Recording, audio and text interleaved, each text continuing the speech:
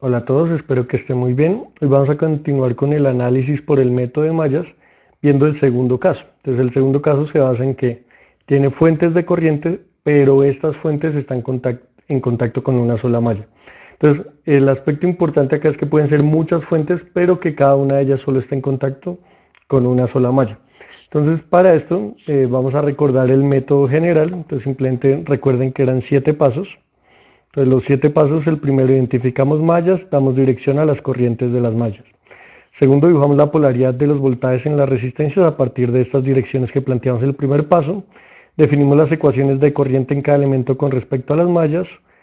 A partir de estas corrientes damos el voltaje en cada uno de los elementos, lo mismo con respecto a las mallas. En el paso 5 aplicamos ley de voltajes de Kirchhoff en las mallas y organizamos las ecuaciones. En el paso 6 solucionamos de forma matemática el sistema de ecuaciones, que en este caso nos daremos cuenta que es bastante sencillo. Y en el paso 7 hacemos los cálculos sobre cada uno de los elementos. Entonces calculamos corriente, voltaje y potencia en cada uno de los elementos del circuito. Listo. Entonces, como dijimos, este es el caso 2, entonces donde las fuentes de corriente, como dije, puede haber más de una, pero lo importante es que cada una de ellas solo está en contacto con una malla. Entonces, recuerden, lo primero vamos a identificar las dos mallas. Entonces, esta es la primera, esta es nuestra segunda malla. La corriente de 3 amperios está en contacto solo con la malla 1 y la de 2 amperios está solo en contacto con la malla 2. ¿Listo?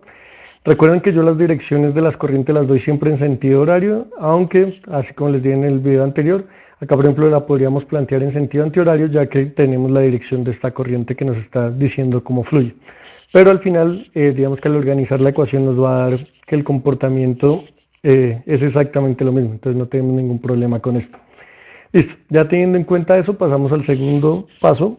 Entonces, el paso 2 lo que nos dice es polaridad de los voltajes con respecto a las corrientes de mallas en cada uno de los elementos. Entonces acá esta corriente está circulando de esta forma, entonces va cuando llega a la resistencia de 20 ohmios de izquierda a derecha. Entonces recuerden, la corriente en las resistencias va del más al menos, entonces el más iría a la izquierda, el menos a la derecha. Seguimos en la resistencia del medio, que es de 10 ohmios, entonces esta corriente está circulando, va de arriba hacia abajo, entonces el más iría arriba, el menos abajo. Les recuerdo, yo lo hago con respecto a la primera malla y ya la segunda no me interesa, ¿listo? Entonces es importante, solo lo hago con respecto a una de las dos. El siguiente, entonces la de 40 ohmios, entonces la corriente 2 va circulando, va de izquierda a derecha. Cuando llega a la de 40 ohmios, entonces el más iría a la izquierda. Listo, esto con respecto a la resistencia. Recuerden que la polaridad en las fuentes estaba por la dirección de la corriente en las fuentes. Entonces, la corriente va hacia arriba. Recuerden que en las fuentes la corriente va del menos al más. Entonces, el más iría arriba, el menos abajo, para que la corriente fluya del menos al más.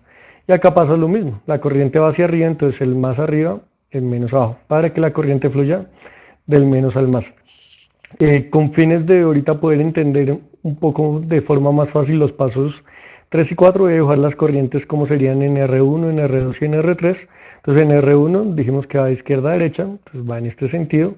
En R2 dijimos que va de arriba hacia abajo, entonces iría de esta forma. Y en R3 iría de izquierda a derecha, entonces iría de esta forma. No importa dónde la dibujen, recuerden que es exactamente lo mismo. Listo, entonces acá ya tenemos todos los voltajes y todas las corrientes en nuestro circuito. Entonces el paso 3 es, con respecto a estas corrientes y estos voltajes, poder relacionarlos con respecto a las corrientes de mallas. Entonces, si nosotros vemos, vamos a comenzar por las resistencias. La corriente 1, cuando llega a la resistencia 1, va específicamente a su corriente, va en el mismo sentido. Entonces simplemente IR1 es igual a I1. Luego IR2, entonces I1 cuando llega a IR2 está en el mismo sentido, entonces es positiva, pero esta además tiene contacto con I2, entonces va a ser menos I2, porque esta cuando llega a IR2 va en el sentido opuesto, entonces IR2 es I1 menos I2. La corriente en R3 simplemente va a ser I2 porque cuando llega va en el mismo sentido y no tiene contacto con otras mallas, entonces IR3 igual a I2. Luego las fuentes, entonces acá va a ser el siguiente aspecto importante. Entonces, la corriente de la fuente de corriente, entonces, lo primero es que vale 3 amperios, ya sabemos su magnitud, y además, con respecto a las mallas, la corriente va en el mismo sentido, entonces va a ser I1.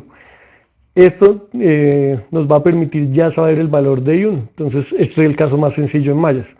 Ya sabemos los valores de las corrientes de mallas a través de las fuentes de corriente, ¿listo? Solo pasa cuando las fuentes de corriente están conectadas a una sola malla, ¿listo? Ya en el tercer caso veremos qué pasa cuando están conectadas en medio de dos mallas, ¿listo? Que digamos que por ejemplo acá sería cuando esté en esta posición. La siguiente es la fuente de corriente 2. Entonces la fuente de corriente 2 con respecto a I2 está girando cuando llega a la fuente de 2 amperios, va en sentido opuesto, entonces la corriente de la fuente de 2 vale 2 amperios, pero es igual a menos I2. Listo, importante eso, que se tengan muy en cuenta los signos. Si en el mismo sentido es positivo, si en el sentido opuesto es negativo. Listo.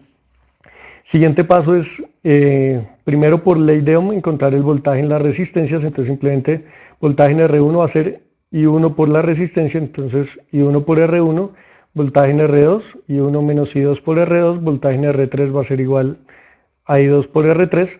Y acá el elemento importante, nos hizo resolver el sistema más rápido, tener las corrientes de las mallas, pero nosotros no conocemos los voltajes de las fuentes de corriente y no podemos relacionarlas a partir de ley de Ohm porque recuerden, las fuentes no tienen resistencia asociada. Entonces, al no tener resistencia asociada, lo que tenemos es que los voltajes en las fuentes de corriente van a ser incógnitas, son valores que nosotros no conocemos. Ahora, ¿cómo los calculamos? Entonces, si ustedes se dan cuenta, ya conociendo I1 y I2, ya conozco los voltajes y las corrientes en las resistencias, directamente solo sería reemplazar. Entonces, las únicas incógnitas ahora en el sistema son los voltajes de las fuentes de corriente. Entonces, para poder calcular esos voltajes, lo que hacemos son las leyes de voltaje. Entonces, si se dan cuenta, siguen siendo los mismos pasos que planteamos de forma general. Entonces, lo que tenemos acá es que haríamos la ley de voltajes en la primera malla, y en la primera malla lo que despejaríamos es el voltaje de la fuente de corriente 1, porque ya tenemos los otros voltajes.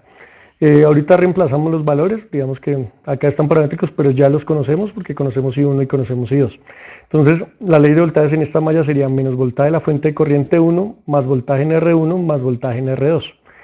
Si despejamos voltaje de la fuente de corriente 1, simplemente nos va a quedar que es igual al voltaje en R1 más voltaje en R2. Como les digo, ahorita reemplazaremos todos los valores, los vamos a calcular cada uno de los valores. Listo. Ahora en la malla 2, la única incógnita es voltaje de la fuente de corriente 2, porque voltaje en R2 y R3 están en términos de I1 y I2 que ya los conocemos. Entonces, menos voltaje en R2 más voltaje en R3 más voltaje de la fuente de corriente 2 es igual a 0. Si despejamos el voltaje de la fuente de corriente 2, nos va a quedar que es voltaje en R2 menos voltaje en R3. Acá repito, estos valores que ya podríamos haber calculado, pero los vamos a hacer todos de corrido al final de este análisis. Entonces, la parte de circuitos que es hasta este punto es exactamente lo mismo para todos los casos que nosotros trabajemos. Lo importante es que vamos a encontrar ecuaciones en diferentes puntos del proceso que vamos haciendo. Entonces, acá las encontramos en el paso 3. En el primer caso las encontramos en este paso, en el paso 5, entonces para que lo tengamos en cuenta. El paso 6 es resolver el sistema de ecuaciones, pero el sistema de ecuaciones, digamos que ya está resuelto porque ya encontramos I1 y ya encontramos I2. Entonces, digamos que por eso paso directamente al 7, y acá está la solución del 6, pero pues directamente son los valores, simplemente I1 es 3 amperios, I2 es igual, menos 2 amperios. Y ahora vamos a calcular las corrientes, voltajes y potencia en cada uno de los elementos. Entonces, corriente en R1 simplemente es I1, es 3 amperios, corriente en R2, I1 menos I2, entonces 3 menos, importante, toda la magnitud de I2, que es menos 2, entonces 3 menos, nos queda positivo, entonces 3 más 2, 5 amperios. Luego corriente en R3, simplemente es I2, entonces va a ser igual a menos 2 amperios, toda la magnitud que nosotros tenemos. La corriente de la fuente de corriente 1 ya la conocíamos, valía 3 amperios, y la corriente de la fuente de corriente 2, también la conocíamos, era 2 amperios. Ahora los siguientes son los voltajes. Entonces voltajes simplemente ley de Ohm para las resistencias, entonces corriente es 3, resistencia es 20, 3 por 20, 60 voltios. En la resistencia 2, corriente es I1 menos I2 que vale 5 amperios, por 10 que es la resistencia van a ser 50 voltios. El voltaje en la resistencia 3, I2 por R3, entonces menos 2 por 40, menos 80. Algo que les recuerdo del primer caso que trabajamos en los videos anteriores. Siempre en una resistencia, si su voltaje o su corriente me da negativo, el opuesto también. O sea, corriente negativa, voltaje negativo. Y lo mismo al contrario, voltaje negativo nos va a dar la corriente negativa porque están relacionadas simplemente por la resistencia y la resistencia siempre va a ser positiva. Listo. Ya teniendo en cuenta eso, nos falta calcular los voltajes en las fuentes de corriente. Entonces para eso ya planteamos las leyes de voltaje, entonces simplemente voltaje en la corriente, fuente de corriente 1 es voltaje en R1 más voltaje en R2, entonces va a ser 60 más 50 es igual a 110 voltios. Voltaje en la fuente de corriente 2 es voltaje en R2 menos voltaje en R3. Entonces acá repito lo que siempre les digo, tener cuidado con los signos, toca tomar completo lo que nos está diciendo acá. Entonces 50 menos, y el voltaje en R3 es menos 80, entonces 50 menos menos 80, nos queda 50 más 80, entonces va a ser igual a 130 voltios. Listo, ya teniendo corrientes y voltajes, lo siguiente es poder calcular la potencia en cada elemento. La potencia la calculamos a partir de la ley de Watt, que simplemente es potencia igual a voltaje por corriente. Entonces, potencia en R1, 60 voltios por 3 amperios, es igual a 180 watts. Potencia en R2, 50 voltios por 5 amperios, es igual a 250 vatios. Potencia en R3 es igual a menos 80 voltios por menos 2 amperios, entonces es igual a 160 watts. Y ahora en las fuentes, entonces tendríamos la fuente 1, la fuente de corriente 1, 110 voltios por 3 amperios, 330 watts. Potencia en la fuente de corriente 2, 130 voltios por 2 amperios es igual a 260 watts. Y por último, recuerden un aspecto importante, en un circuito siempre se debe cumplir el equilibrio de energía.